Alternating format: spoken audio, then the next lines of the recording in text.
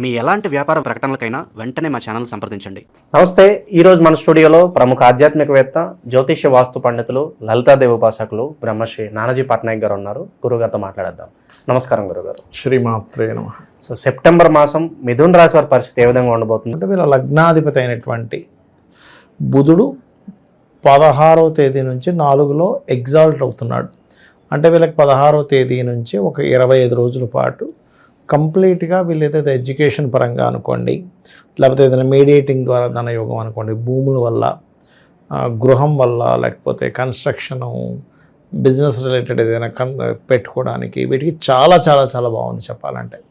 అయితే ఇక్కడ మనకి ధనాధిపతి గ్రహణం పడుతుంది కాబట్టి పర్టికులర్గా 7వ తేదీ నుంచి మనీ మ్యాటర్స్ విషయంలో మాత్రం చాలా జాగ్రత్తగా ఉండాలి, కుటుంబ సభ్యుల విషయంలో కూడా. ఎందుకంటే ఇక్కడ చంద్రుడు మనస్కారకుడు, కుటుంబకారకుడు అవుతున్నాడు. ఈయన ఎప్పుడైతే 9వ స్థానంలో గ్రహణంలో ఉంటాడో ఇది పర్టికులర్గా కేర్ తీసుకోవాల్సినటువంటి అంశము. సో ఇది జాగ్రత్తగా ఉండాలి. ఒక్క విషయంలో మాత్రం కొంత జాగ్రత్త పడాలి. 21వ తేదీ నుంచి ఏదైనా మీడియేటింగ్గా ఉండే విషయం, లేకపోతే ఒక మాట అన్నప్పుడు అవతల వాళ్ళు దాన్ని ఇంకో రకంగా తీసుకోవడం. ఇక్కడ ఒక రకంగా చెప్పాలంటే రవి, కేతువు వీళ్ళు ఉన్నందుకు 17వ తేదీ వరకు సంథింగ్, అంటే 17వ తేదీ నుంచి అక్కడికి వెళ్తున్నాడు రవి. సో 17వ తేదీ నుంచి దాని ప్రభావం ఉంటుంది ఖచ్చితంగా, అందులో ఎటువంటి డౌట్ లేదు. కాకపోతే ఏంటంటే ఇక్కడ 3వ స్థానంలో ఉండే గ్రహాలు పాపగ్రహాలు అక్కడే గ్రహణం పట్టడం. ఎందుకంటే రవి, చంద్ర, కేతువు వీళ్ళందరూ కూడా ఆ గ్రహ ప్రభావం ఉంటుంది ఎంతైనా కూడా, ఎంత కాదనుకున్నా కూడా. కాబట్టి ఏంటంటే ఇది కొంచెం పరాక్రమాన్ని, పౌరుషాన్ని ఇట్లా ఇస్తూ ఉంటుంది. సో అదొకటి. అండ్ మరొక విషయం ఏంటంటే ఇక్కడ గమనించుకున్నట్లయితే వీళ్ళకి తల్లి నుంచి రావాల్సినవి ఏమైనా, లేకపోతే భూ సంబంధించినవి ఏమైనా రావడం ఇటువంటి బలంగా చూపిస్తున్నాయి. 16, 17 తేదీల నుంచి కుజుడు కూడా మారుతాడు 5వ స్థానంలోకి. 4లో ఉన్న కుజుడు ఎప్పుడైతే మారుతాడో గతంలో ఎప్పటి నుంచో ఉన్న చిన్న చిన్న హెల్త్ ఇష్యూస్ కానివ్వండి వీటన్నిటికీ కొంత రిలీఫ్ అనేటువంటిది లభిస్తుంది.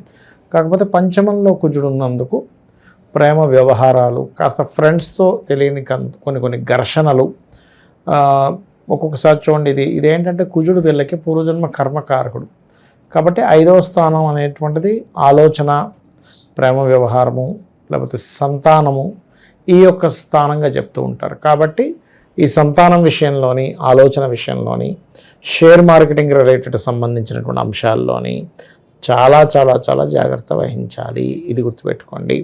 ఇక 7వ స్థానాధిపతి ఎవరైతే గురువు, వీరికి ప్రత్యేకంగా ఇప్పుడున్న స్థితి ఏంటంటే లగ్నంలో సంచరిస్తున్నాడు మిథునం వారికి. సో ఎప్పుడైతే లగ్నంలో గురువు సంచరిస్తుంటాడో ఇది ఇచ్చే రిజల్ట్ ఏంటి పర్టికులర్గా అని చెప్పి చూసుకున్నట్లయితే ఇది కొంచెం జీవిత భాగస్వామి వీళ్ళ నుంచి కొంతవరకు బాధక స్థానాన్ని ప్రసాదిస్తూ ఉంటుంది. కాకపోతే ఈ దశమాధిపతి కూడా అయ్యాడు కాబట్టి ఉద్యోగ అవకాశాలు కూడా వస్తాయి.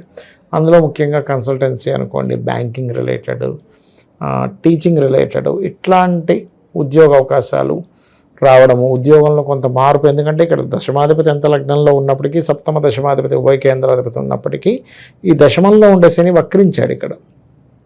సో వక్రించడం వల్ల ఏంటంటే ఉన్న ప్రదేశం మారడం జాబ్ కోసము, లేకపోతే నైట్ డ్యూటీస్ ఎక్కువగా చేస్తూ ఉంటారు. అలాగా ఏదైనా విదేశీ కంపెనీలతో టైఅప్ అయి కొన్ని జాబ్స్ తీసుకోవడం, వీళ్ళు సొంతంగా చేసుకోవడము, ఇట్లాగా వర్క్ ఇంత చేసి పెట్టి ఇంత మనీ తీసుకోవడం, ఇట్లాంటివి ఎక్కువగా వీళ్ళకి చూపిస్తున్నాయి చెప్పాలంటే. ఎగ్జాక్ట్లీ సర్వీసెస్ ఓరియంటెడ్ రిలేటెడ్లో చూపిస్తుంది. అయితే ఇక్కడ ఏంటంటే ఎక్కువ లాభాలు వస్తాయి అనే పాయింట్ ఆఫ్ వ్యూలో షేర్ మార్కెట్లో మనీ ఎక్కువ పెట్టడం లాంటివి చేయకూడదు. ఎందుకంటే ఇక్కడ 6, 11 అధిపతి అయిన కుజుడు 5వ స్థానంలో ఉన్నాడు. కొత్తగా ఎవరైనా పరిచయాలు ఏర్పడినప్పుడు కొంతమంది చూడండి ట్విట్టర్స్లోని, యాహూలు, ఇట్లా ఫేస్బుక్లో పరిచయాలు అవుతుంటాయి. అలా కొత్తగా పరిచయమైన ఫ్రెండ్స్ లేనట్లయితే వీళ్ళకి ఎవరో పోలీస్ డిపార్ట్మెంట్ నుంచి పరిచయమైనట్టుగా అవి కూడా ఇబ్బంది వస్తుంది. వాళ్ళు పోలీసులు ఉండరు, ఇన్స్పెక్టర్ కదా, ఇంకా స్కామ్లో అయితే ఇరుక్కునే ఛాన్సెస్ ఎక్కువగా ఉంటాయి. ఎందుకంటే ఇక్కడ మెయిన్గా బట్ ఏంటంటే బుధుడు ఎప్పుడైతే మీకు 16వ తేదీ నుంచి 4వ స్థానంలో ఉంటాడో వీళ్ళు ల్యాండ్, గృహము, ఏదైనా ఒక ఆఫీస్ పెట్టుకోవడానికి, ఒక బిజినెస్ రిలేటెడ్ డెవలప్ చేసుకోవడానికి మాత్రం ఖచ్చితంగా బాగుంది, అందులో ఎటువంటి సందేహం లేదు. సో రిస్క్ అయినా పర్వాలేదు, అప్పు చేసైనా వ్యాపారం స్టార్ట్ చేద్దాం అనుకుంటూ ఉంటారు కదా, వాళ్ళకి ఎలా ఉంటుంది అంటారు? తీసుకోవచ్చా డిసిషన్? ఒకటి గుర్తుపెట్టుకోండి, ఎప్పుడు కూడా వీళ్ళకి కలిసి వచ్చే సమయం నడిచేటప్పుడు ఎంత అప్పు చేసినా కలిసి వస్తుందండి. కలిసి వచ్చే సమయం లేనప్పుడు సొంత డబ్బులు కూడా పోతాయి. ఇది మరి దీన్ని ఎలా చూస్తాము వ్యాపారంలో అంటే అప్పు చేసిన మీరు ఇందాక డైలాగ్ పాడారు, ఎంత రిస్క్ అయినా పర్లేదు పెట్టచ్చా అంటే ఎప్పుడు కూడా గుర్తుపెట్టుకోండి, వ్యాపారాన్ని ఇచ్చే కారకుడు. వ్యాపారంలో మనకు ఉండేది అంటే లాభం. లాభం లేకపోతే అది వ్యాపారం వేస్ట్. అది లాభం లేకపోతే కొంతమంది ఏం చేస్తారు, కంపెనీ ఎస్టాబ్లిష్ అవ్వడానికి చేస్తారు. కొన్ని బిజినెస్లు ప్రతిసారి రూపాయి రావాలని కదా, కంపెనీ తెలియాలి జనాలకి, అదైనా ఇదైనా రావాలి. దేనికోసం మనం వ్యాపారం చేస్తున్నామని ఒక క్లారిటీ ఉండాలి, ఆ వ్యాపారంలో అనుభవం ఉండాలి, ఆ వ్యాపారానికి డిమాండ్ ఉందా, డిమాండ్ క్రియేట్ చేస్తున్నామా. ఇక్కడ ఏంటంటే రెండండి ఎప్పుడు కూడా వ్యాపారంలో ఉన్నటువంటి లక్షణాలు ఏంటంటే, ఒకటి డిమాండ్ క్రియేట్ చేయడము, రెండవది డిమాండ్ ఉన్నదని నమ్మడం. ఇప్పుడు 2-3 నెలల్లో స్కూల్ స్టార్ట్ అవుతున్నాయంటే ఎవడైనా బ్యాగులు కొనుక్కుంటాడు. కరోనా వచ్చినప్పుడు ఎవడమైనా ఆ శానిటైజర్లు మాస్కులు అమ్ముడుపోయాయి. ఇప్పుడు అమ్మాలంటే డిమాండ్ ఉన్నప్పుడు అమ్మడం వేరు, డిమాండ్ క్రియేట్ చేయడం వేరు. ఇప్పుడు డిమాండ్ క్రియేట్ చేయడం అంటే అట్లాగా ఢిల్లీ లాంటి ప్రాంతంలోనూ అరే బాబు ఇక్కడంతా పొల్యూషన్ పెరిగిపోయింది, ఇది ఒకటి పెట్టుకుంటే మీకు ఇబ్బంది ఉండదు అంటే అది క్రియేట్ చేయడం అవుతుంది. అట్లా అసలు మీ చార్ట్లో డిమాండ్ క్రియేట్ చేయాల్సిన సందర్భం ఉందా, డిమాండ్ ఉన్నదా నమ్మేస్తారా మీరు అనేది కూడా ఉంటుంది. ఏ ప్రోడక్ట్ అమ్ముతారు అనేటువంటిది ఉంటుంది, ఏ ప్రోడక్ట్ ద్వారా మీకు డబ్బులు వస్తే బాగుంటుందని ఉంటుంది. ఇక్కడ ఏంటంటే చాలామంది అంటుంటారు, ఏమంటే నేను ఏ బిజినెస్ చేయాలి, నాకెందుకో బిజినెస్లో డబ్బులు రావట్లేదు అంటుంటారు. నేనేమంటానంటే మీకు అసలు ఆ బిజినెస్లో ధనయోగమే లేదు, ఆ బిజినెస్లో మీకు నష్టయోగం ఉన్నప్పుడు మీరు ఏం లాభం చేసి. ఇక్కడ ఏంటంటే జ్యోతిష్శాస్త్రం ఎప్పుడు కూడా నువ్వు దేన్ని జోలికి వెళ్తే నువ్వు బాగుపడతావు, నువ్వు ఎలా ఉంటే నువ్వు బాగుపడతావు, ఏ రూట్లోకి వెళ్తే నువ్వు పాడైపోతావు చెప్పేదే జ్యోతిష్శాస్త్రం.